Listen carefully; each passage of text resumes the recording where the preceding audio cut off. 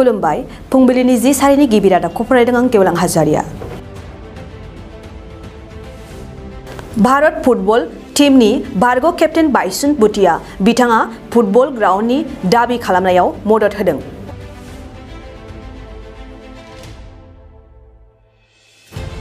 एसएसबीआ आसामनि सा 8 लांखारजानाय सुबुंफोरखौ गुजरातआव रैखाथि होदों।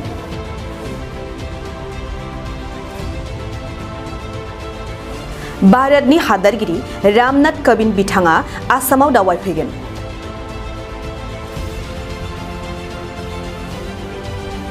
हारियाना सरकारा राम रहिमनो Z+ सिकिउरिटि होनाय जाबाय।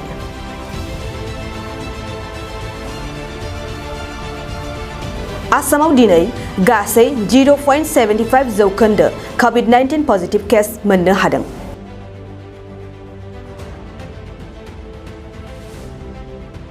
आसामाव सासे सुबुङा गावनि असे बिनानावखौ जिनाहारि खालामनायाव 20 बोसोरसिम जोबथेसालियाव थानांनायनि साजा मोनदों।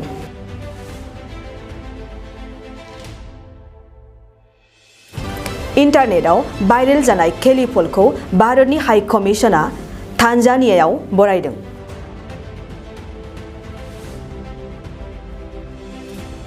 US, UK, कानाडा आरो जापान हादोरफोरावबो रासियानि हेंथायै होसिख्रावदों। गासै 242 भारतनि फरायसाफोरखौ इउक्रेननिफ्राय लाबोनाय जाबाय।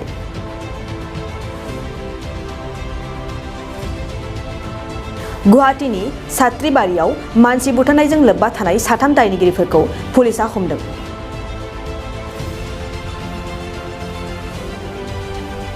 दिनैनि 10 सारिनि रादाबफोरा एसेनोसै। गोजोनथाव खौरां। आसामाव थानाय बयनिख्रुइबो साबसिन सोलोंथाइ होग्रा मिरुफोरनि गेजेराव टेक बुस्टाराबो गंसे। क'क्राझार जिल्लानि सिङाव थानाय CST फिसारि मावख'नि साखाथियाव थानाय खारगावआव बे टेक बुस्टारा दङ। बेयाव बयनिख्रुइबो मोजांसिन सोलोंथाइ आरो नेम सोलिनाय गोग्गो थाखो खथानि सुबिदा दङ। सारा भारतनि गेजेराव सायख'जानाय बायदि सोलोंथाइजों सोमोन्दो थानाय फोरोंगिरिफोर दङ। टेक बुस्टाराव प्रफेशनेल जार्नालिस्ट आरो टेकनिकेल कर्सफोरखौ होनाय जायो।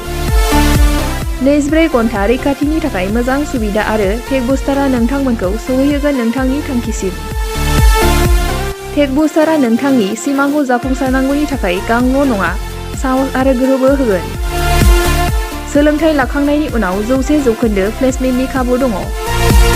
सोलोंनो गोसो गुदुं बिथांमोना 9395695095 जानबुं नाम्बाराव जगाजग खालामनो हागोन। गोग्गो आदार जाग्रा सुबुंफोरनिसिम मोनसे गोजोनथाव खौरां। उदालगुरि जिल्लानि सिङाव थानाय मावरिया गामियाव मनाटिसा गावसुंथा हान्जानि सोद्रोमा हांमा ब्रह्म बिथाङा आसाम स्टेट रुरेल लाइभलिहुड मिशननि गेजेरजों खानस्रि हासार आरो गोबोर हासारजों दिहुनजानाय अर्गेनिक मैगं थाइगंनि गला बेखेवनाय जाबाय।